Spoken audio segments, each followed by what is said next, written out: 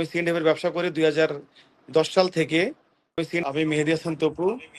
আমার বাড়ি বাগেরহাট খানজানালি মাজারে। আমি আমার একটা ব্যবসা আছে চিটংয়ে, চিটং কাস্টম হাউসে, সিএনএফের customs clearing and forwarding agent.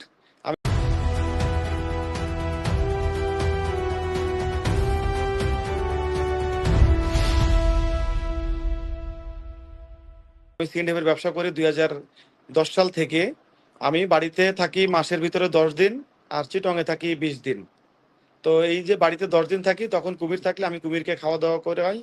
এবং কুমিরের সাথে যে সম্পর্কটা, এটা সোশ্যাল মিডিয়াতে সবাই দেখেছে যে কুমিরের সাথে আসলে মানুষের সম্পর্ক হতে পারে। এটা নিয়ে বাংলাদেশের সবকটা টিভি চ্যানেল, অনলাইন পত্রিকা, অনলাইন মিডিয়া, এরা সবাই নিউজ করেছিল। তো সেই সুবাদে আমি কুমিরকে খাওয়া দাওয়া করে আমার বাড়িতে আসে। আর একটা বিষয় হচ্ছে যে নানা যেভাবে কুমিরকে খাওয়া দাওয়া করাতেন, ঠিক তেমনি ভাবে আমার মামারাও কুমিরকে দেখাশোনা করতেন।